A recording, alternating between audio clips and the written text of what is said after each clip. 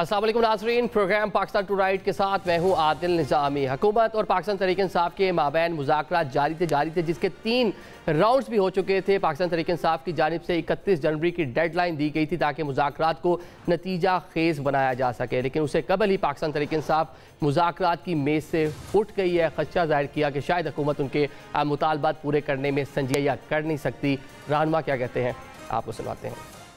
बड़े heavy heart के साथ ऐलान किया। मुज़ाकरात को खान साहब ने कॉल अप कर दी। हुकूमत ने किसी भी स्टेज पे सीरियसनेस शो नहीं की कि कमीशन बनने जा रहा है या नहीं। फिर बैठ जाते, ऐलान तो कर देते। मैं कहता हूँ उस हुकूमत से बड़ी गलती हुई है जो मुज़ाकरात हम आगे नहीं बढ़ा सके। 31 तारीख का जो डेडलाइन है वो नेगोशिएशन के किसी नतीजे पे पहुँचने के लिए था। आप जब बात करते हैं सियासत में तो 7 दिन इज वे टू मच। आपने सुना बैरिस्टर गौर को एक तरफ मुज़ाकरात खत्म करने का ऐलान करें साथ साथ लचक भी दिखा रहे हैं। हुकूमत को कह रहे हैं 28 तारीख से पहले अगर हुकूमत ऐलान कर देती है कि वो जुडिशल कमीशन बना रही है, पाकिस्तान तहरीक-ए-इंसाफ के जो मुतालबात है वो पूरे कर रही है, तो दोबारा मुज़ाकरात के लिए वो बैठ भी सकते हैं। देख रहे हैं हम कि इरफान सदीकी साहब जो हुकूमती कमेटी के तर्जुमान हैं वो ना मुज़ाकरात कोई बच्चों का खेल नहीं है, इसके लिए कुछ गिव एंड टेक करना पड़ता है, टाइम लगता है। पाकिस्तान तहरीक-ए-इंसाफ का रवैया ही ऐसा नहीं है कि मुज़ाकरात के लिए संजीदा नजर आती। साथ साथ ये मशवरा भी दे रहे हैं कि पाकिस्तान तहरीक-ए-इंसाफ को मुज़ाकरात की मेज़ पर बैठना चाहिए। अगर कुछ पाकिस्तान तहरीक-ए-इंसाफ को मिल सकता है तो मुज़ाकरात के नतीजे में ही मिल सकता है। वो क्या कहते हैं मुलाहिज़ा कीजिए। ये खेल थोड़ा ही है बच्चों का कि एक दिन आप कहें जी हम बात नहीं करते, दूसरे दिन कहें कि अगर ये हो जाए। ये अगर मगर से निकले और जो बात तय हुई थी कि 7 वर्किंग डेज के बाद आए,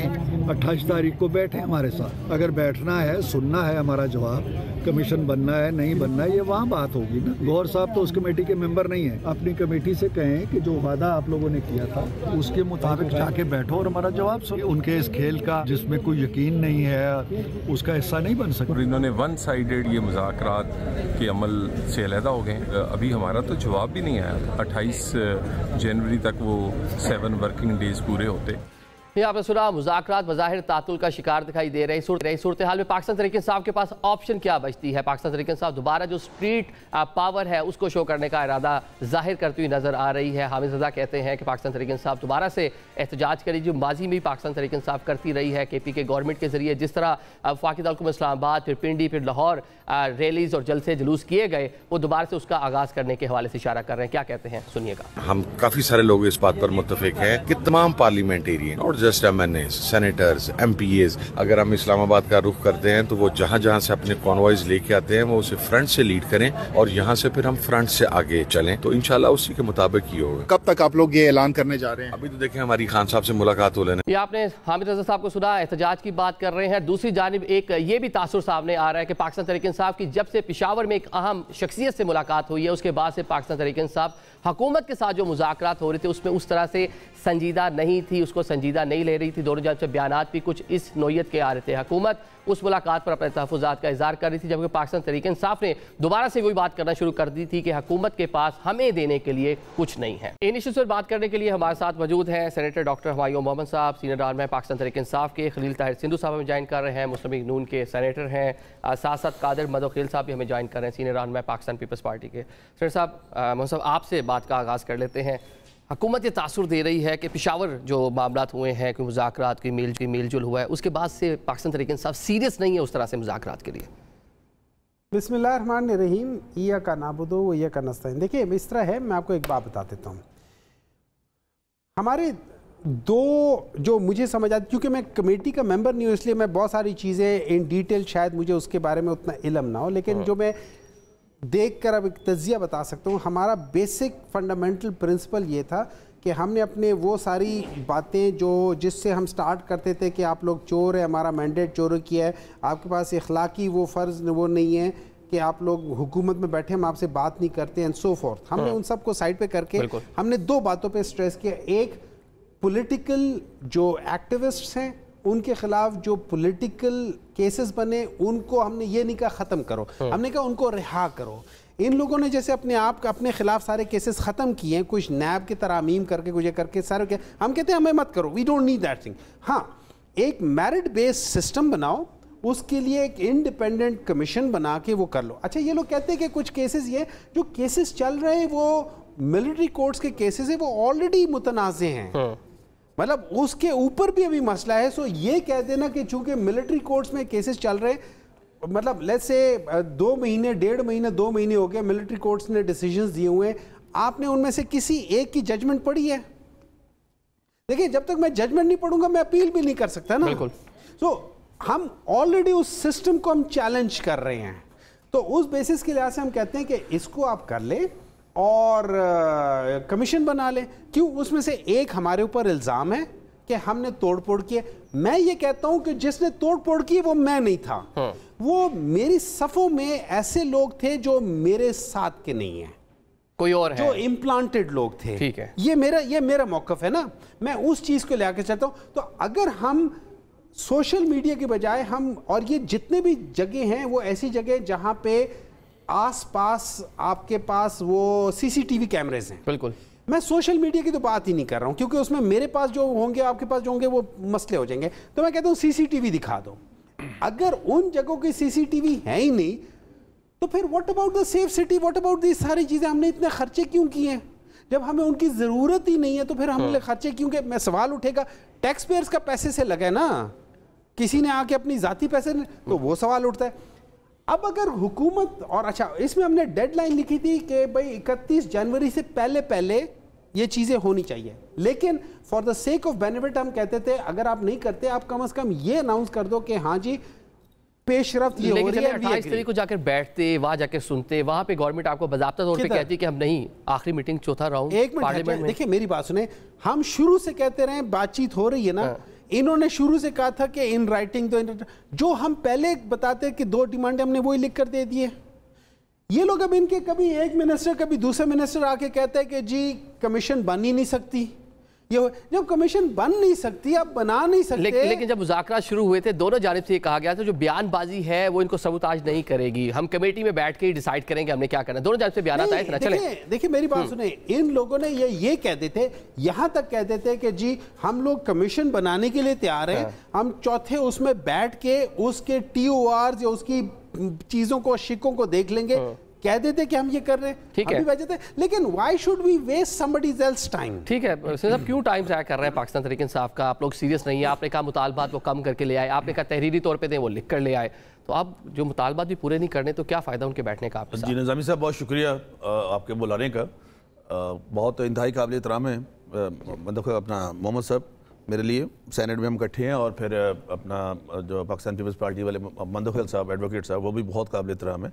अभी इन्होंने कहा कि जी वो उनको मानते नहीं फौजी अदालतों को। फर्स्ट ऑफ ऑल मैं एक स्टार्ट आपसे, वो मंदोखिल से इस पर ज़्यादा अच्छी रोशनी डालेंगे। एक 17 जजेस ने एक फ़ैसला दिया था PLD 2015 सुप्रीम कोर्ट पेज 401 फौजी अदालतों के बारे में, 803 पेजेस का वो फैसला है, और उसमें 15 जजेस ने इसके हक़ में फ़ैसला दिया था कि सिविलियन का मिलिट्री ट्रायल हो सकता है। 2 जजेस ने इख्तलाफी नोट लिखा था जिसमें एक जवाद साहब थे और एक दूसरे थे काजी फाइज़ साहब, ऑनरेबल चीफ जस्टिस जो साहब का रिटायर हो गए हैं। उन दोनों ने इख्तलाफी नोट दिया था कि नहीं हो सकता। बाकी 15 जजों का यूनानिमस फैसला ये था कि ट्रायल हो सकता है। नंबर 2 ये कहते हैं कि वो ऐसे है जी वो मुतनाज़ है, हम उनको मानते नहीं है। तो फिर अगर ये मानते नहीं उन फैसलों को तो फिर उन्होंने मर्सी पिटीशन क्यों की है उसके हक़ में? ठीक है, जब इसका मतलब है कि आप मर्सी पिटीशन तभी करते हैं, अपील में तभी जाते हैं जब आप किसी फैसले को मान लेते हैं। फिर ये कहते हैं हमारे वो वर्कर नहीं थे, उनको हार क्यों बनाए जब वो वापस आए? आपके वकलान के लिए क्यों पेश हुए? जो PTI के वकला थे वही पेश हुए ना जाके वहाँ पे। तो ये मतलब कुछ लोग को आइडेंटिफाई भी किया कि पाकिस्तान तहरीक इंसाफ के लोग नहीं हैं, उनको सजाएं हुई नहीं, उसको सजा नहीं मिलनी चाहिए। इवन जो हैं भी हैं, अगर कोई कोजेंट एविडेंस उनके खिलाफ, मैं तो एज ए लॉयर कह रहा हूँ कि अगर उनके खिलाफ कोई कोजेंट और कोई एविडेंस ऐसी नहीं है तो वो, लेकिन अक्सर इनकार करते हैं। इनके बहुत सारे लोग मानते हैं कि हमारे कुछ लोग थे, बहुत सारे कहते हैं नहीं। जब डॉक्टर साहब फरमा रहे हैं कि नहीं थे, क्यों नहीं थे भाई? हसन न्याजी कौन था? डॉक्टर यास्मीन राशिद साहब कौन थी जो कह रही थी जेल रोड से कि हमने कोर कमांडर हाउस पे जाना है? ये कौन थी? ये क्या PTI से नहीं है? सैनिक ऑनरेबल है, काबिल एहतराम है। एजाज चौधरी साहब जो अपने बेटे को कह रहे थे TV पे कि हमने आज आर्मी हाउस का एक एक गमला तोड़ दिया, कोई चीज़ नहीं हमने छोड़ी। टेलीविजन अभी आप टेलीवाइज कर लें, अभी हो जाएगा वो भी। तो क्या ये सेंटर एजाज चौधरी साहब PTI के सेंटर नहीं है? चले कि कमीशन लेट्स सपोज बन भी जाता है, जो आप सारे हकाइक बता रहे हैं तो हकाइक वहाँ भी सामने आ जाएंगे ना। मैं आपको बताता हूँ, ये मैं दोबारा कह लगा, आई am not also member of that committee just like honourable doctor साहब। लेकिन एज ए वकील प्रैक्टिसिंग लॉयर मैं 1996 से प्रैक्टिस कर रहा हूँ। ये मेरे पास है commission of inquiry act, the Pakistan commission inquiry act 1956। मुझे कोई एक बता दे, कोई पाकिस्तान में से, मैंने अली सफर साहब से बात की, बहुत काबिल तरह में डॉक्टर साहब बैठे हैं, कि जब मामला कोर्ट कॉग्निजेंस ले लेती है तो क्या उसके बाद कमीशन बन सकता है? नहीं बन सकता। आज तक गौहर इंडिया की मिसालें दे रहे हैं, पाकिस्तान से कोई मिसाल नहीं मिली। पाकिस्तान की एक मिसाल दे दें कि 56 में ये एक्ट हुआ मंजूर, 2018 में इसमें अमेंडमेंट आई, मंदोखुदा से ज़्यादा, चूंकि मुझसे बहुत सीनियर है, वो ज़्यादा अच्छी रोशनी डालेंगे। ये पैरेलल डबल किस तरह से चल सकता है? और दूसरा, कमीशन की जो राय होती है वो बाइंडिंग नहीं होती किसी कोर्ट पे। किस चीज़ का कमीशन मांग रहे हैं कि एक सुबह हम पे हमला करना आया था इधर, इस चीज़ का कमीशन मांग रहे हैं। इस पे कमीशन, मैं वकील भी कह रहा हूँ और वैसे भी कह रहा हूँ। अभी दूसरा, इन्होंने अब भी मैं समझता हूँ कि जिस तरह इन्होंने पंजाब असेंबली तोड़ के, केपी असेंबली तोड़ के इधर से रिजाइन करके जल्दबाजी की थी, अब भी इनको जल्दबाजी कर गए हैं पोलिटिकली। पता नहीं इनके ज़हन में शायद ये है कि बुश चूंकि मतलब आप कह रहे हैं मुज़ाकरात की टेबल से उठ गए, जल्दबाजी कर दी है पाकिस्तान। मेरी साथी रहा है कि ये मुज़ाकरात चलने चाहिए थे, इससे चूंकि सारी पार्टीज अलाइज थी, पीपल्स पार्टी के लोग बड़े सीनियर लोग थे, उसमें तो ये मुज़ाकरात चलने चाहिए थे। शायद कोई ना कोई इसका हल बेहतर निकल, और तरीका निकल सकता था ना, कोई ना कोई। जब लायर्स बैठे थे, बड़े सीनियर लायर्स दोनों तरफ से, और अच्छे, ये संजीदा भी बहुत ज़्यादा थे। हमें नहीं पता ये संजीदा होते होते रंजीदा क्यों हो गए एकदम। ठीक है। और मिस्टर गौहर साहब भी सारा कुछ ले गए थे पहले भी, अब भी इनकी कमेटी को भी नहीं पता था। ठीक है, चले। और अभी 28 तारीख स्केड्यूल हुई थी, 28 को दोबारा। पाकिस्तान तहरीक इंसाफ बड़ा टाइम लगा मुज़ाकरात की मेज़ पे आते हुए, अपने मुतालबात से पीछे हटी और फिर बड़ी एक्साइटेड भी थे मुज़ाकरात के लिए, तो पीछे हट गई हैं। क्या ये हुकूमत पर कोई नया दबाव डालने का एक टैक्टिस कहेंगे इसको, या क्या करने जा रही है पाकिस्तान तहरीक इंसाफ आपके मुताबिक? पाकिस्तान तहरीक इंसाफ कोई मौका आज से नहीं जाने देते हैं। हुमायूं मेमन साहब को मुबारक हो, जुनैद अकबर साहब पीएसी के चेयरमैन बन गए, मौका ज़ाया नहीं करते। ये जो भी मराद मिल रहा है, टीएडीए मिल रहा है, कुछ भी ज़ाया नहीं करते हैं, मगर कौम को या मुल्क को जो है ना वो इंतशार में भी मुब्तला करना है। मोमन साहब ने जो बात की है, सियासी कैदियों को रिहा करो, तो कौन से कानून के तहत रिहा कर दें? जब कोई केस अदालत में चल रहा हो, इंसदादी दहशतगर्दी की अदालत हो, फौजी अदालत हो, तो उसकी रिहाई का हुकूमत के पास क्या इख्तियार है? क्या आप ट्रंप वाला एग्जीक्यूटिव ऑर्डर चाहते हो जो आपके रूफ हसन साहब ने कहा है? वो तो नहीं मिलेगा आपको। फिर इसके बाद अदालतों को ताले लगा ले, और फिर आप कमीशन बनाना चाह रहे हो। कमीशन तो हुकूमत के पास इख्तियार होता है, जो वो सुप्रीम कोर्ट के चीफ जस्टिस को बोल दे या हाई कोर्ट के चीफ जस्टिस को, वो एक सिंगल जज के ऊपर मुश्तमिल कमीशन होता है। आपकी फरमाइश है कि 3 टॉप जजेस जो है ना वो फैसला करे, क्योंकि आपको पता है कि 3 टॉप में से 2 आपके फेवर में, दुनिया को पता है सारा। तो और दूसरी बात ये कि कमीशन किस चीज के लिए बना रहे? जहां कोई अवाम शामिल हो। अवाम कहाँ है? क्या अहसान न्याजी इमरान खान साहब का भांजा नहीं है? क्या उसने जो पतलून ले रहा है और अपनी वीडियो, अपना मोबाइल से वीडियो बनाया है, और क्या वो उसमें क्या इंक्वायरी करना है? क्या एमएमएलएम की जहाज को और कर्नल शेर खान की मुजस्मे को जो जलाया, क्या वो पीटीआई के लोग नहीं थे? हुमायूं मेमन साहब आज, क्योंकि उसको पता है मुख्तलिफ शो में मेरे साथ बैठता है कि मैं ये सवाल करता हूँ, आप कई तहरीर, आपने कोई दरखास्त दी है? चलो आप वकालत वाली सवाल सुन ले। आप डॉक्टर जरूर होंगे, मगर वकालत जो है ना बड़ा पेचीदा वो है। आप आज जो बात करें, क्या कहीं दरखास्त दी है आपने, जो आज टॉक शो में 1 साल की बात कह रहे हो? कहीं नहीं दी है। जब आपने कहीं दरखास्त ही नहीं दी है, आपने कोई क्लेम ही नहीं किया कि ये पीपल्स पार्टी के अनूली के लोग थे, तो कमीशन किस बात के? तो ये तो मुतालबा न मानने वाली बातें मैं रोज कहता हूं, पहले दिन से कहता हूं। और फिर सवाल ये कि आपने 7 वर्किंग डेज को अंग्रेजी या उर्दू तो समझे नहीं है। इरफान सिद्दीकी साहब ने क्लियर कट उसकी प्रेस कॉन्फ्रेंस से कि 7 वर्किंग डेज, 7 वर्किंग डेज का मतलब ये है, अगर कोई नहीं समझता है, हफ्ता इतवार निकाल के, छुट्टियां निकाल के, वो बंदी 28 जनवरी को आपने जो कल ऐलान कर दिए, आज आपने फिर लचक दिखा दी है, क्योंकि जुनैद अकबर आपका जो है ना वो पब्लिक अकाउंट कमेटी के चेयरमैन जो बाहर जो लोग थे, दोनों जानिब से बयान तो वहां से आ रहे थे ना कि कमीशन नहीं बन नहीं सकता, जिस तरह भी आप भी बात कर रहे हैं, इसी तरह वुज़रा भी बयान दे रहे थे। तो पाकिस्तान तहरीक इंसाफ क्या लेने जाती जो चौथा राउंड था उसके अंदर, जब बनना ही नहीं है? 2 मुतालबात है वो भी पूरे नहीं होने। ठीक सवाल है। मैं तो कहता हूं दोनों मुतालबात पहले दिन से नामुमकिन थे, लेकिन मैं कहता हूं सियासी पीपल्स पार्टी का हमेशा ये हमारे एक मंशूर है, हम इस चीज पर यकीन करते हैं एज ए पॉलिटिकल पार्टी के सियासी लोगों को टेबल टॉक करनी चाहिए। जब 10 मुतालबात होंगे, 10 में से कुछ माने जाएंगे, कुछ नहीं माने जाएंगे। आपने 1 पॉइंट एजेंडा रखा, खान को रिहा करो, यानी चाहे जुडिशल कमीशन के जरिए या उसकी एनआरओ के जरिए, तो वो तो नामुमकिन था। लेकिन सवाल ये है, मैं आपको बताऊं कि इनकी जो चोर दरवाजे से जो मुज़ाकरात चल रहे थे वो नाकाम हो गए, और उसकी सबूत ये है कि इमरान खान साहब से कई मरतबा पूछा, लैंड क्रूजर में आपके पास लोग आ रहे, कौन है? तो मुस्कुरा के जवाब नहीं दिया। गंडापुर की और बुशरा बीबी के किसके साथ मुज़ाकरात चल रही थी? गौहर खान ने जो मुलाकात की थी आर्मी चीफ से, क्यों छुपाया? तो ये सारे रास्ते तो उस तरफ जा रहे हैं कि वो एक हुकूमत के साथ जो मुज़ाकरात के लिए बैठे थे, वो भी इनके प्रेशर पे थे। क्योंकि इनका फिरदौस शमीम नकवी साहब मेरे साथ टॉक शो में कह चुका है कि हमें तो एस्टेब्लिशमेंट के कहने पे बैठ रहे हैं। तो सवाल ये कि वहां से इनके मुज़ाकरात नाकाम हो गए, इस वजह से उन्होंने कहा हुकूमत का इंतजार क्यों करे। लेकिन अगर ये वहां से भी नाकाम हो गए हैं, अब आपके साथ भी बैठे तो हल क्या है जी? सेनेटर साहब क्या देख रहे हैं? वहां भी कुछ नहीं, बैक चैनल जो कह रहे हैं, दावा कर रहे हैं मुज़ाकरात हो रहे थे, वैसे हो रहे थे बैक चैनल पे मुज़ाकरात, और वो भी नाकाम हो गए। अगर यहाँ भी नहीं बैठना तो फिर हल क्या है? फर्ज करें, मैं आपको मैं सिंपल सी बात है, अकल की बात है, ठीक है। इमरान खान कहता है ना कि एक तो अनपढ़ बहुत है, ऊपर से अपने लिए कोशिश भी नहीं करते। अकल ये कहती है, अकल आप लोगों से सीखिए। इनके साथ भी बात हो रही है, ताहिर साहब के साथ भी बात हो रही है, आपके साथ भी बात हो रही है, ठीक है। He is more powerful than you. मैं इनसे भी बात कर रहा हूँ, आपसे भी बात कर रहा हूँ। अगर मेरी इनके साथ बातचीत खत्म हो गई है तो मैं ज्यादा आपके साथ बातचीत करूंगा ताकि किसी तरीके से बोझ आपके ऊपर जाए या चीज, मतलब प्रेशर वहां से पड़े कि भाई लोग देखें। अगर मैं बातचीत नहीं करूंगा तो वो मेरा नुकसान है ना, क्योंकि मैं इस वक्त रिसीविंग एंड पर हूं। तो रिसीविंग एंड पर तो हम हैं। जब हम बातचीत खत्म कर रहे हैं तो उसका मतलब ये है कि हमें पता चल गया कि दे आर टाइम वेस्टर्स। अच्छा, टाइम वेस्टर्स क्यों? नहीं, आपकी बात से एक और इशारा भी मिलता है कि मतलब कमजोर से बात नहीं कर रहे, मतलब अभी जो ताकतवर है वहाँ मामला इंटैक्ट है, चल रही है बात। मैं घर का मालिक हूँ और एक आदमी है वो मुझे रिप्रेजेंट कर रहा है। आप और आपका मसला घर में एक फड्डे का है, आप किससे बात करना चाहोगे? घर के मालिक से या रिप्रेजेंटेटिव से? मालिक से ना। तो जिसके पास ताकत है, जो डिसाइसिव पावर जिनके पास है, उनसे ही बात करोगे ना। बात अभी हो रही है। मुझे नहीं मालूम, I am not sure to be very honest, I don't know. मुझे ये भी नहीं पता कि वो जो बैरिस्टर गौहर साहब की जो मुलाकात हुई थी, क्या वो इस लिहाज से बात हुई थी या जैसे हम किसी जगह पे बैठते हैं वो जो सिक्योरिटी के रेफरेंस से हुई थी और उस दौरान में बातचीत हो जाती है। जब देखिए, मैं एक पार्टी का चेयरमैन हूँ, उस पार्टी के ऊपर आप लोगों ने बहुत ज़्यादा जुल्म किए हुए हैं।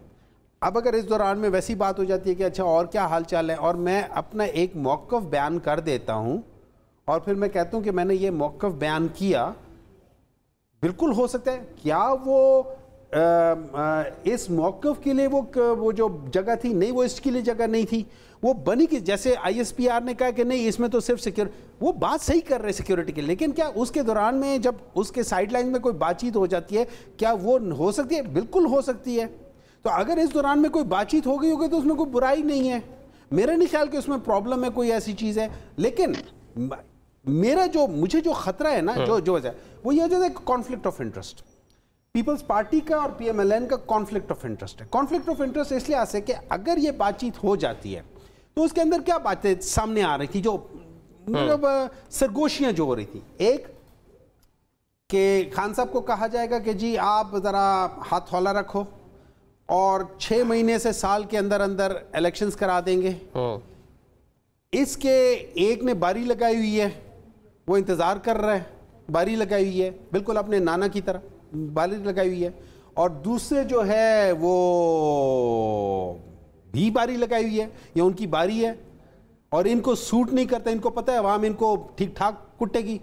मतलब तो दोनों ये चाह रहे हैं, आप कह रहे हैं कि आपकी बारी ना आए, वो अपनी बारी खेलते रहे, सिंगल विकेट लगी रहे, बेस्ट ऑफ 3 ना हो, 3 टीमें ना खेले, आप ये कह रहे हैं। ये क्यों करेंगे ऐसे? ये इतने अच्छे हैं नहीं, वो इनकी हरकतों से पता चलता है।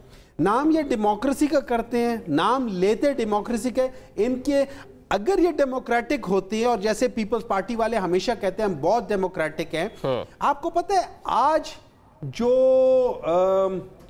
पाकिस्तान का जो स्टेटस है, इकोनॉमिक इंटेलिजेंस यूनिट ने पाकिस्तान का status autocratic form of government कर दिया है, और इनको जो पॉइंट्स दिए हैं वो मार्शल लॉ के जमाने के पॉइंट्स से कम है। That means they are more autocratic than when Musharraf was there as a martial law administrator. तो ये अगर इनकी हुकूमत ये कर रही है तो इसका मतलब है they are not democratic people. ठीक है, चले, लेकिन जब डेमोक्रेटिक आप बात कर रहे हैं, आप जमहूरियत की बात कर रहे हैं, तो बैठ के डायलॉग की ना की बात मामला अफवाह तफहीम से आगे बढ़ना है। लेकिन उन्होंने बता दिया आपके भी पल्ले कुछ नहीं है, जो पावर कॉरिडोर है वहाँ पे वो राब्ते में है। निज़ामी साहब, एक बात, मतलब एक शादी नहीं हुई तो तलाक कैसे हो सकती है? मुझे इस बात का डॉक्टर साहब जवाब दे दें। नंबर 1। नंबर 2, इन्होंने तो पहले कमेटी बना दी थी कि रऊफ साहब ने, कि इमरान खान साहब ने, कि हमने एस्टेब्लिशमेंट से मुज़ाकरात करने हैं 3 लोगों की। तो फिर हमारे साथ क्यों बैठे हैं, हमारे साथ 3 नशिस्तें क्यों की हैं, हमें लिख के क्यों दी है, इसकी क्या रीज़न थी? 26 नवंबर के बाद ये क्यों इस तरह से आए?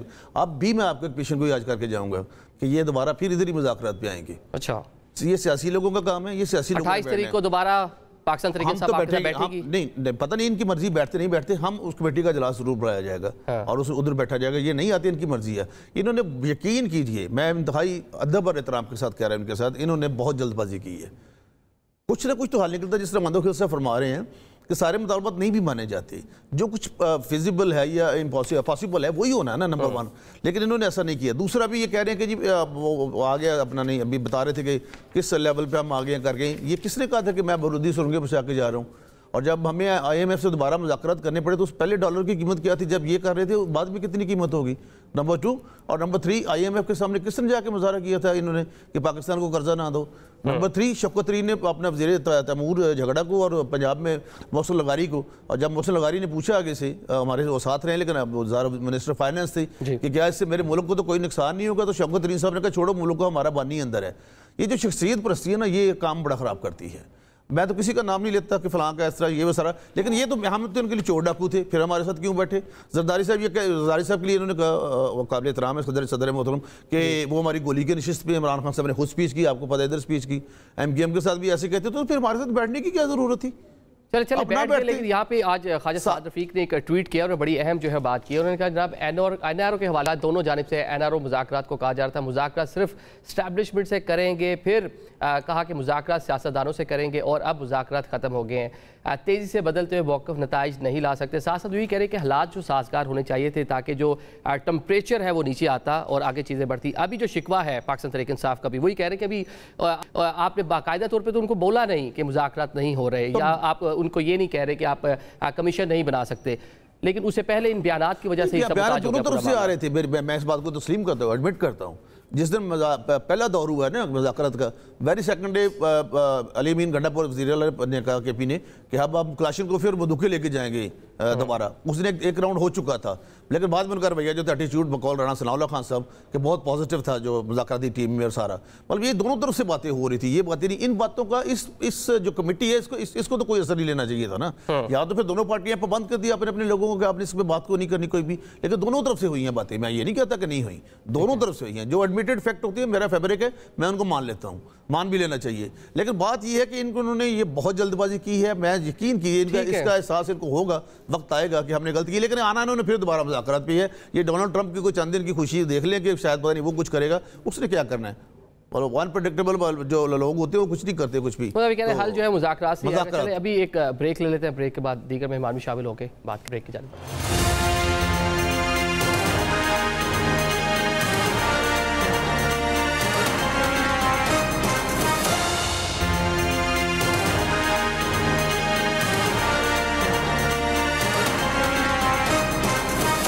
Welcome back after the break. Programme के सिलसिले को आगे बढ़ाते हैं। वफाकी हुकूमत की जानिब से कौमी असम्बली से पीका एक्ट जो है तरमीमी एक्ट 2025 उसको पास करवा लिया गया। सेनेट में गया लेकिन वहाँ पे कमेटी को भेज दिया गया। इस पर जो सहाफ़ी तंजीमें हैं वो सरापा एहतजाज है। गुज़श्ता रोज़ भी पार्लियामेंट का जो इजलास था वहाँ पे सहाफ़ियों ने वॉकआउट किया, आज भी एहतजाज किया गया। इसके साथ साथ अपोजिशन जमातें जो हैं वो भी इस पर अपने तहफ़्फ़ुज़ात का इज़हार कर रही हैं। इस पर बात कर लेते हैं। अफजल भट्ट साहब सदर PFUJ हमें ज्वाइन कर रहे हैं। भट्ट साहब बहुत शुक्रिया। ये बता दें कि तहफ़्फ़ुज़ात का इज़हार तो कर रहे हैं, मेन क्या रीज़न है? पहले पिछली गवर्नमेंट से लाती रही तब भी आप एहतजाज करते रहे, उसमें नून लीग की गवर्नमेंट हो, पाकिस्तान तहरीक इंसाफ की गवर्नमेंट हो, और अब दोबारा पाकिस्तान नून लीग की गवर्नमेंट इस पर सारे मामले लेके आई है। तहफ़्फ़ुज़ात हैं क्या साफ़ियों? देखिए, मेरा ख्याल है कि तहफ़्फ़ुज़ात अगर मैं अपनी तरफ से बयान करने के बजाय सिर्फ आपको इन दोनों जमातों जिन्होंने ये बिल पेश किया है, मैं इनकी ज़बान में ही अगर आपको बता दूँ तो आपको अंदाज़ा हो जाएगा, मेरे दोस्तों को भी, कि खान साहब के दौर में हमने पीका एक्ट को इस्लामाबाद हाई कोर्ट में चैलेंज किया जी। अतरमीन अल्लाह साहब हेयरिंग कर रहे थे तो दो पॉलिटिकल लीडर वहाँ आए अलग अलग दरख्वास्तें लेके। एक थे फरहतुल्लाह बाबर साहब, उन्होंने कहा जी मैं पीपल पार्टी की जानब से इस पिटीशन में पीका ख़त्म करने के हवाले से जो पिटीशन चल रही है, पीपल पार्टी इसमें पार्टी बनना चाहती है और मैं वो पिटीशन लेकर आया हूँ। और दूसरी पिटीशन लेकर मरियम औरंगज़ेब साहब आई कि मुस्लिम लीग नून जो है वो पार्टी बनना चाहती है पीका, क्योंकि काला कानून है और हम इसमें पार्टी बनना चाहते हैं। ये उस वक्त की बात है कि जब पीका इतना जहरीला नहीं था जितना आज बनाकर पेश किया गया है। पर उन्होंने ये कहा कि जी आप ऐसा करें कि आप पार्लियामेंट में जाकर अपना रोल प्ले करें। अब इन्हीं दोनों जमातों ने जो उस वक्त हाई कोर्ट में भी गई, पिटीशन भी लेकर गई और आज उसको बेमजीद उसको ज़हर आलूद करके उन्होंने पेश किया। अब ये बिल हमें उस वक्त पता चला जब कौमी असम्बली में पेश कर दिया गया। भाई अगर ये अच्छा बिल है तो इसको छुपा कर पेश करने की वजह क्या थी? पहला जो हमने जिसकी वजह से इसको रिजेक्ट किया है, हमने गवर्नमेंट से ये कहा इसमें कुछ अच्छी चीज़ें हो सकती हैं, क्योंकि फेक न्यूज़ के सबसे बड़े मुखालिफ और विक्टिम हम हैं। एजेंडा जर्नलिज्म के सबसे बड़े मुखालिफ और विक्टिम हम हैं। ट्रोलिंग के सबसे बड़े विक्टिम और मुखालिफ हम हैं। हम कोई मादर पिदर आज़ादी की बात नहीं करते, लेकिन आपको अगर ये बिल लाना था तो स्टेक होल्डर के साथ मुशावरत करने से क्या प्रॉब्लम थी? मैं आपके प्रोग्राम की वसासत से समझता हूँ कि गवर्नमेंट ने आज अक्लमंदी का मुजाहरा किया। हमें उन्होंने सुबह बता दिया था कि ठीक है, हमने आपका कंसर्न जेन्युइन है, हमें आपसे कंसल्ट करना चाहिए था। आज हम सेनेट में पेश करेंगे, लेकिन आज इसको जल्दबाजी में वो कमेटी को भेजते हैं, मंजूर नहीं करेंगे, कमेटी में भेज देते हैं जी। और आपको गवर्नमेंट भी सुनेगी और आपको वो कमेटी भी सुनेगी। तो उसके हवाले से चंद चीज़ें जो आपने पूछा कि देखें, एक तो यह है कि क्या फेक न्यूज़ का फैसला एक ASI कर सकता है, एक सेक्शन अफसर कर सकता है, या ये मीडिया पर्सन किसी को करना है? चलिए इसमें होना क्या क्या चाहिए इस पे बात करते हैं। सिद्धू साहब, एक तो ऑपोजिशन दौर में अब जिस तरह बता रहे हैं मियाँ साहब भी गए हैं, बिलावल साहब भी गए हैं, और इस बार तो स्टेक होल्डर यानी कि मीडिया बात भी नहीं की, पूछा भी नहीं कि क्या बिल में लेके आ रहे हैं, क्या तरमीम कर रहे हैं। भट्ट साहब ने बहुत अच्छी बात की है और मैं समझता हूँ कि ये कल जो बात हुई थी, अताउल्लाह तारिक साहब फेडरल मिनिस्टर फॉर इंफॉर्मेशन, उन्होंने उस वक्त पता नहीं भट्ट साहब की उनसे बात हुई थी या नहीं हुई थी, लेकिन उन्होंने कहा था कि हमें कंसल्टेशन का दायरा कार पहले वसीक करना चाहिए। मीडिया गैलरी में भी गए, वहाँ साफियों से मिलने भी हमें करना चाहिए था। और आज जब सेनेट में आया तो इनको नहीं पता था, मेरे साथ हम भी बैठे हुए थे, ये शोर मचा रहे थे। हमने इनको कहा कि नहीं, हम आपको कमेटी में भेज रहे हैं, आप भी उधर आइए, और भी लोगों को बुलाया जाएगा जो स्टेक होल्डर्स हैं दूसरे हैं, ताकि वहाँ पे अगर कोई इसमें तब्दीली लाई जा सकती है, कोई ऐसी शक्ल लाई जा सकती है। तो क्योंकि अल्टीमेटली 3 प्रोसेस है यहाँ पे, जो लॉ की स्कीम है। मैं सिर्फ आपके सामने एक आर्टिकल पढ़ना चाहता हूँ, उसके अलावा बाकी बातें हम बाद में करेंगे। Article 19, every citizen shall have the right to freedom of speech and expression and there shall be freedom of the press subject to any reasonable restriction imposed by law in the interest of the glory of Islam or the integrity, security of defense of Pakistan or part of therefore friendly relations with foreign states, public order, decency or morality, or in relations to contempt to court, commission of incitement of the offence. ये है जो article 19 कहता है कि ये चीज़ें आज़ादी इज़हार राय है, हर मुल्क में है, लेकिन ऑस्ट्रेलिया जैसे मुल्क में भी, और there are so many other things कि जहाँ पे भी उन्होंने कहा कि नहीं, बनाने के लिए तो वो भी राजी हैं कि बनाएं, कवानीन होने चाहिए, ओपन टैब नहीं होना चाहिए, लेकिन स्टेक होल्डर से बात तो करें। बेसिकली ये जो मतलब जयद किस्म के सहाफ़ी हैं भट्ट साहब और आप सारे, ये आपके लिए बिल है भी नहीं। ये उन लोगों के लिए जो ना किसी प्रेस क्लब के मेंबर है, ना किसी और जगह मेंबर है, और बहुत सारे बाहर बैठे हुए हैं और ऐसी तस्वीर डिलीट कर रहे हैं कि आप अपनी फैमिली के साथ बैठकर नहीं देख सकते। आपको पता फेक न्यूज़ की वजह से कितने मर्डर हो चुके हैं? आपको पता आजकल इस्लामाबाद में एक हनी ट्रैप ग्रुप जो काम कर रहा है, कितने लोग अंदर अभी जेल में, अडियाला जेल में। I have the whole report. Social media पे जो मवाद है ना, अगर इससे भी अगर आगे चले जाए, हुकूमत को मसला होता है कि कोई सहाफ़ी या जिस तरह आप कह रहे हैं कि यूट्यूबर उनके बारे में तनकीद करते हैं, अदारों के बारे में तनकीद करते हैं, लेकिन वहाँ पे जो कंटेंट पेश किया जा रहा है वो आपकी हमारी जनरेशन के लिए बहुत बुरा है। जिस तरह का वल्गर कंटेंट वहाँ पे आ रहा है, उस पर कोई बात नहीं कर रहा। मैं देख रहा हूँ, देखो ये 19 में जो कदगन लगाई गई है कि जो पाक आर्मी है, क्या आप चाहेंगे कि पाक आर्मी का जो एक नौजवान है वो आपके घर के बाहर खड़ा होकर आपके बच्चों की हिफाजत करे, या हमें तो कोई दहशतगर्द जाए जो हमारे बच्चों को मार के जाए? तो अगर हम उन्हीं के खिलाफ मतलब कहा जाए कि ये जी चलो शुक्र है जी हेलीकॉप्टर बच गया और जनरल की खैर है, जनरल तो और आ जाते हैं, इज इट राइट? आप मुझे सिर्फ इतना बताएं, कोई अपने मुल्क की फौज किस तरह से कहता है? भाई साहब, जो आपके दौर में आप भी ये लेके आए थे इसी तरह के कुछ कवानीन, उसमें और इसमें क्या फ़र्क है? आज आप एहतजाज कर रहे हैं, उस टाइम फेवर कर रहे थे, उस टाइम नॉन लीग एहतजाज कर रही थी और आप लोग इसको कानून बनाने पर तुले हुए थे। आई डोंट नो कि आप लोगों को किसने कहा है कि ये पाकिस्तान तहरीक इंसाफ ने ये बिल लेकर आए थे। ये गालबन 2016 में बिल 2016 में आए थे। 2016 में पाकिस्तान तहरीक इंसाफ नहीं थी। ये गलत काम हमेशा माशाल्लाह नजर बदूर नून लीग के दौर में हुआ है, लेकिन आपने हिस्सा डाल दिया ना उसमें, जो नून लीग ने गलत काम किया था उसमें अपना हिस्सा डाला। उसके अंदर बास चीज़ें ऐसी थी जिसको जो वेग थी उसको डिफिनीशन की ज़रूरत थी। जैसे आज भी वो कह रहे हैं, बहुत सारी चीज़ें ऐसी वेग हैं। उन्होंने कहा है कि अगर एक सहाफ़ी कोई बात कर लेता है तो वो सहाफ़ी नहीं रहेगा, उसको as a normal person treat होगा। और ये बिल्कुल सही कह रहे हैं। ये उनके लिए नहीं है, ये हमारे लिए। अच्छा। हाँ हाँ, हमारे लिए। ये पाकिस्तान तहरीक इंसाफ के लिए बिल बना रहे हैं। आपको कुछ नहीं कहेंगे, आप इनको 10 गालियां दे दे, कुछ नहीं कहेंगे। हम आह भी करेंगे ना तो हमको अंदर कर देंगे। ये इस तरीके से। नंबर 2, कोई ऐसा सहाफी हो जो कि लेट्स से प्रो पीटीआई हो, या let's say pro Noon league ना हो, या प्रो पीपल्स पार्टी ना हो। आप इनको ये देख ले, ये मेरे साथ कोलीग है और ये पीपल्स पार्टी से इतने इन्फ्लुएंस है, मुझे जब से मंतो खेल कह रहे हैं। हालांकि मंतो खेल साहब तो दूसरी तरफ बैठे हुए मेरे भाई हैं, आप भी काबिल नाम है, तो ऐसी कोई बात नहीं। तो खैर एनीवे, नहीं मैं वो मजाक कर रहा था, करेक्शन का एक तरीका था सर। वो मेरे सीनियर हैं, आप मेरे साथ सेंटर हैं। लेकिन देखिए बात ये है, इंपॉर्टेंट चीज ये है कि एक सहाफी जो इनको पसंद नहीं है, उसने कोई चीज कह दी, ये कहेंगे बताओ कि तुमने ये झूठ बोला है। उसको किसी ने सोर्स, सहाफी अपनी सोर्स नहीं डिक्लेयर करते, ये कहेंगे नहीं तुमने झूठ बोला है। वो कहेगा नहीं मेरे पास तो ये इंफॉर्मेशन है, वो कहेंगे ये तो फेक न्यूज है। जस्ट बिकॉज के he is not pro PMLN, उसको रगड़ देंगे। ये देखिए, मैं एक बात बताऊं, इन लोगों की ये हमेशा से, ये इनका दिमाग चलते इस गलत तरफ है, सही तरफ इनका दिमाग। अगर इनका दिमाग सही तरफ चलता होता तो पाकिस्तान 1985 से आज बहुत बेहतर हालत में होता। अच्छा, पीका होना चाहिए आपके मुताबिक? देखिए, 2 चीजें हैं। क्या चीजों को रेगुलेट होना चाहिए? यस, एग्रीड, रेगुलेट होना चाहिए। क्या उस रेगुलेशन की पुष्ट पे आप लोगों को विंडिक्टिवनेस दिखा के उनको करेंगे? That's wrong. चले ऊपर ले आते, तमाम स्टेक होल्डर से बात कर लेते हैं। आज बल्कि बिलावल साहब का आपने नाम लिया, बिलावल साहब ने तहफ़्फ़ुज़ात का इज़हार भी किया। कादिर साहब, क्या होना चाहिए था इसके ऊपर? तहफ़्फ़ुज़ात का भी इज़हार कर दिया है बिलावल साहब ने, तो अब क्या पाकिस्तान पीपल्स पार्टी क्या कहती है इस पीका एक्ट के ऊपर? आपने बड़े सवाल किए तो मुझे थोड़ा सा बारी बारी एक जवाब दे। हुमायूं मेमन साहब ने दुरुस्त कहा कि जिनके पास इख्तियार है उन्हीं से बात करेंगे। तो ये सारे जो दलाइल सिंधु साहब दे रहे थे तो बेकार गए, क्योंकि वो तो खुद कह रहे हैं हमने उन्हीं से मुज़ाकरात करना है, आप लोगों के पास कोई इख्तियार नहीं है, पहली बात। दूसरी बात ये कि गौहर खान साहब ने अपनी मुलाकात क्यों छुपाया?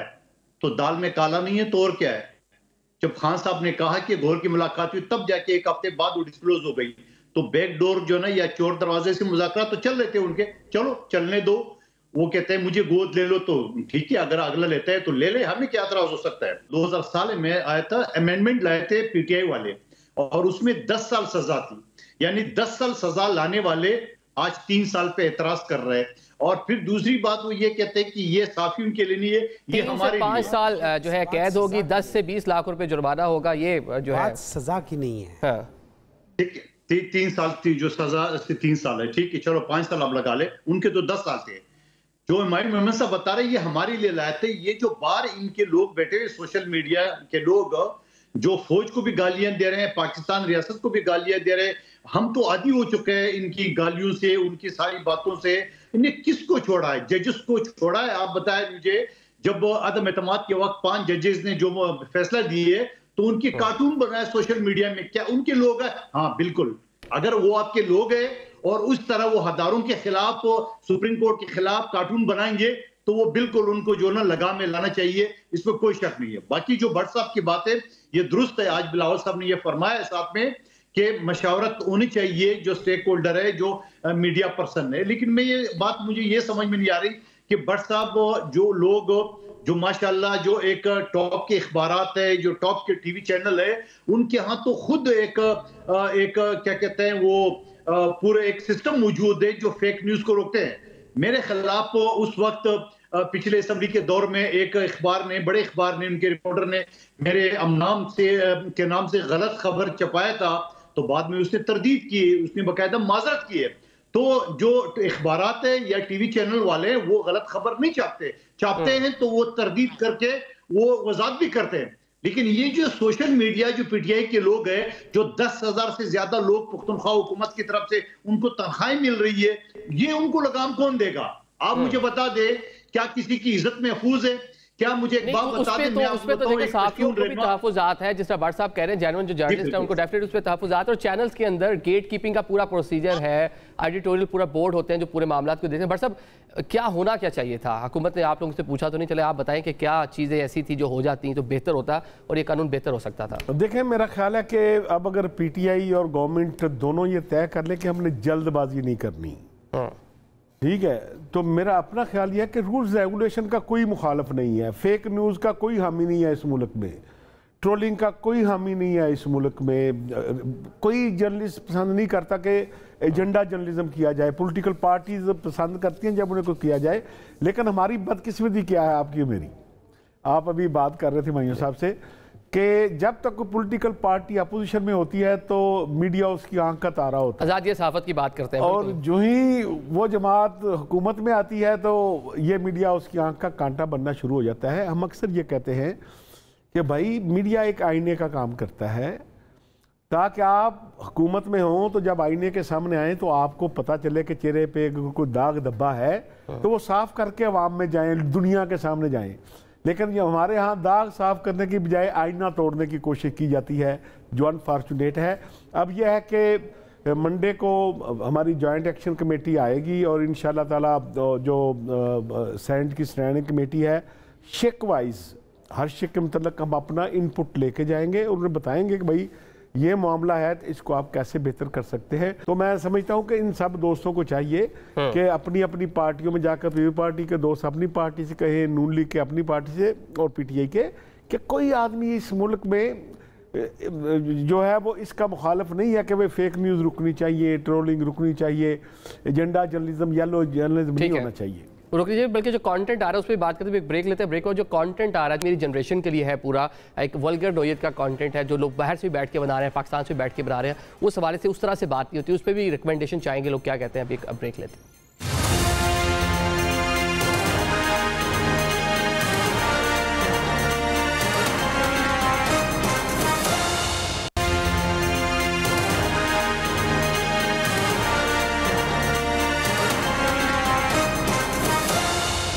Welcome back after the break. हम पीका एक्ट पर बात कर रहे हैं। सेनेटर साहब, ये बता दें भाई साहब कि एक तो हो गया जो पॉलिटिकल पार्टीज़ हैं उनको चीज़ें हार्म कर रही हैं, अदारे जो हैं वो अपने हवाले से जो कंटेंट आते हैं उस पर बात करते हैं, लेकिन ओवरऑल जो सोसाइटी के हवाले से बहुत सी चीज़ें वहाँ पे सोशल मीडिया पे खसूसन ऐसी आ रही हैं जो नहीं होनी चाहिए।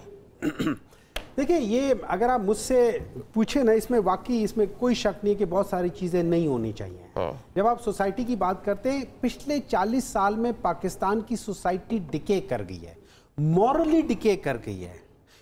जब मैं छोटा था, आप शायद पैदा भी नहीं हुए थे, उस वक्त हमारे माँ बाप कहते थे यार ये फलाना स्मगलर है, इसके बच्चों के साथ मत खेलो। ये मॉरल वैल्यूज थे। आज जो स्मगलर है उसके साथ कहते हैं जाओ तस्वीरें खिंचाओ। हमारी ओवरऑल जो है ना, हमारी मोरालिटी खत्म हो गई, और उसकी वजह यह है कि हम लोगों ने क्या देखा है कि जो चोर है वो बच जाता है सिस्टम से। क्यों? उसके पास होता है चोरी का पैसा, वो 50 रुपए कमाता है, 20 रुपए जेब में रखता है, 30 रुपए अपने आप को निकलवा लेता है, अगली बार 100 लेता है, ठीक है, उसमें 50 रख लेता है, 50 अपने उनको बचाने के लिए लगा लेता है। हम कहां चले गए?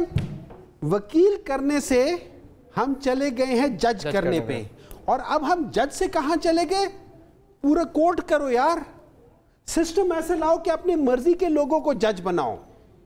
हमने इस मुल्क के, और ये याद रखें, जब हजरत अली रज़ी अल्लाह ताला अन्हो ने कहा था कि जुल्म का निज़ाम नहीं चल सकता है लेकिन कुफर का निज़ाम चल सकता है, उसका मकसद था जो जस्टिस सिस्टम है ना वो ठीक होना चाहिए। और यही विंस्टन चर्चिल ने भी कहा था। हमारे यहाँ पे जस्टिस का निज़ाम नहीं है, ठीक है। हमारे यहाँ पे हम लोग क्या करते हैं, हम सब, मैं उसमें किसी पॉलिटिकल पार्टी की बात नहीं कर रहा हूँ, मैं अपने मुआशरे की बात कर रहा हूँ। हमारे मुआशरे में ये है, मुझे नहीं पता, आप सहाफ़ी शायद बहुत पावरफुल लोग हैं, लॉयर्स बहुत पावरफुल लोग होते, मेरे जैसे लोग जो नॉर्मल काम करने वाले ना, मेरा नॉर्मल काम जो मेरा सही काम है उसकी मुझे रिश्वत देनी पड़ती है तो मेरा काम होगा। गलत काम कोई नहीं करेगा, लेकिन सही काम की रिश्वत लेंगे। यह पाकिस्तान का मेरे सिस्टम में, मैं आपको बताता हूं, पाकिस्तान में काम ना करने की तनख्वाह है और काम करने की रिश्वत है। ठीक है। और ये सिस्टम है जिसने पूरे पाकिस्तान को करप्ट कर दिया ऊपर से नीचे तक। तो इस सिस्टम को ठीक किससे करना है, ये क्वेश्चन है। लॉ मेकर आप लोग हैं, पार्लियामान में आप लोग बैठे हैं, जिस तरह आप ये सोशल मीडिया पूरा जी बात कर रहे हैं, तो इसमें क्या ऐसी चीज़ें जो बेहतरी करने की जरूरत है हुकूमत, जिस पर थोड़ा सा कॉन्सेंट्रेट करे जो होना चाहिए? बहुत शुक्रिया। मैं समझता हूँ भट्ट साहब ने बहुत अच्छी बात फरमाई है, और इसका जब बैठेंगे कमेटी में तो बेटर सेंस प्रिवेल करेगी। मुझे कुछ चीज़ों का पता है जो मैं यहाँ तो नहीं कर सकता अभी, लेकिन बेटर सेंस प्रिवेल करेगी। और मेरी सिर्फ एक रिक्वेस्ट होगी भट्ट साहब से भी और सर से भी, क्योंकि इनका जो कमेटी चेयरमैन व्हाट्सएवर, कि इसको आर्टिकल 19 जो कॉन्स्टिट्यूशन सुप्रीम है ना, तो इसके मुताबिक इसके साथ हम मांग कर दें ताकि जो चीज़ इसमें मना की है कॉन्स्टिट्यूशन ने वो ना हो। बाकी तो कोई ऐसी बात नहीं है कोई इस किस्म के सारे मसले आज ये हो जाएगा हल मंडे तक, इसका जो भी डेफिनेट मतलब बड़ी जल्दी आप लोग राजी हो गए इसको हल करने के लिए। अगर पहले ही कर लेते तो अच्छा ना हो जाता। चले ठीक हो गया, लेट कर दिया। चले काजल साहब आप भी बता दें कि रिकमेंडेशन दें कि क्या सोशल मीडिया कंटेंट आ रहा है या मेन स्ट्रीम मीडिया पे जो चल रहा है उसके लिए क्या बेहतरी होनी चाहिए, पीका कवानीन, इसमें कौन सी ऐसे निकात है जो बेहतर हैं, जो आगे चलकर बेनिफिशरी हो सकते हैं पूरी नेशन के लिए और मीडिया इंडस्ट्री के लिए? देखिए मेरे ख्याल में भट्ट साहब खुद भी फरमा रहे हैं, मैंने बिलावल साहब की बात भी आपके सामने रख ली है कि सेनेट ने कमेटी को भेज दिया है, तो इसका मतलब ये है कि उसके ऊपर जो ना वो बातचीत हो सकती है। और मैं दोबारा ये कहूँगा, मेरे ख्याल में मीडिया के दोस्तों को एतराज़ इस बात पे था कि उनसे मशावरत की गई, वो दुरुस्त एतराज़ था उनका, जिसका बिलावल साहब ने एतराफ़ भी किया है। तो मैं ये समझ रहा हूँ कि इनको भी खौफ है सोशल मीडिया से, उनकी बदतमीजी से, और हमें भी है, और पीटीआई को शायद ना हो उस हवाले से, क्योंकि उन्हीं के लोग ही सब कुछ कर रहे हैं। तो मैं ये समझ रहा हूँ कि उसमें कुछ बैठ के और एक हल निकाला जाए, और हल निकालने के साथ ही ये भी चीज करें कि क्या हम अपने माशरे को, मैं यहाँ हुमायूं साहब की बात से इत्तफाक करता हूँ कि मुल्क में रिश्वत का और ऐसे सिस्टम बना है जिससे हर आदमी मुतासिर हो। ये इस गाली गलोच से, इस रिश्वत के सिस्टम से, सही काम के लिए भी पैसे देना पड़ते हैं। दुरुस्त फरमाया, कौन सा अदारा पाकिस्तान में ऐसे जो पैसे नहीं लेते, जो होते हैं, यानी जो लोग मर जाते हैं बेचारे, जो बेवा है वो भी अपनी पेंशन के लिए या अपनी मरूम शोर के उसके वाजिबात के लिए रिश्वत देना पड़ता है। ये सिस्टम तो करप्ट हो चुका है। चले कोई बात तो हुमायूं साहब ने ऐसी की है जिसपे आप मुत्तफिक हो गए उनके साथ। चले बट साहब आखिर में से टाइम कम है, वो सीधा पॉइंट, वो कौन से निकात ऐसे हैं जिसमें बेहतरी करने की जरूरत है? देखें इसमें दो तीन चीज़ें तो बहुत ऐसी, मसला फर्ज किया इसमें यह है कि देखा जाएगा कि खबर देने वाले की इंटेंशन क्या है। अब उस इंटेंशन का फैसला कैसे होगा। दूसरा यह है कि अगर आपको वो जो भी अथॉरिटी बनती है सजा सुना देती है तो आपकी अपील सुप्रीम कोर्ट में होगी, नीचे उसके दरमियान में कोई फोरम ही नहीं है। इसी तरह जिन लोगों को न ये फैसला करना है उस हवाले से भी हमारे तफजात हैं कि भाई उन लोगों को पिक एंड चूज़ कैसे किया जाएगा, कि क्या उसमें ब्लू आइड आएंगे या काबिलियत की बुनियाद पे होगा। तो ये सारी चीज़ें इंशाल्लाह ताला मुझे उम्मीद है कि अगर पॉलिटिकल पार्टीज भी बैठे, देखें हम भी समझते हैं कि सोसाइटी को पूरी, जिस तरह उन्होंने कहा कि बच्चे जो देख रहे हैं इस वक्त उसको भी हमने रोकना है। हमने जो ट्रोलिंग है इस वक्त सेंसरशिप के लिए सबसे बड़ा हथियार है कि जब आपको जर्नलिस्ट बात करता है, खबर देता है, तो उसकी बीवी की तस्वीर चला दी जाती हैं, उसकी बेटियों की चला दी जाती हैं। जब कोई फीमेल जर्नलिस्ट देती है तो उसके स्कैंडल जाली चला दिए जाते हैं, हम उसको भुगतते हैं। मैंने कहा कि हम खुद बड़े विक्टिम हैं, हम चाहते हैं इसकी रोकथाम हो, लेकिन उसका इंशाल्लाह ताला उसकी रोकथाम का कुछ मतलब पीका एक्ट की उस तरह से खिलाफ नहीं है, लेकिन जिस तरह के कानून रूल्स रेगुलेशन के हम खिलाफ नहीं है, बेहतरी आनी चाहिए, बता आप लोग भी कह, लेकिन कंसेंसस के साथ आनी चाहिए। ठीक है जी, आप मौजूद मेहमानों का आज के प्रोग्राम में शिरकत के लिए बहुत शुक्रिया, हमें इजाजत दीजिए। अल्लाह हाफिज़।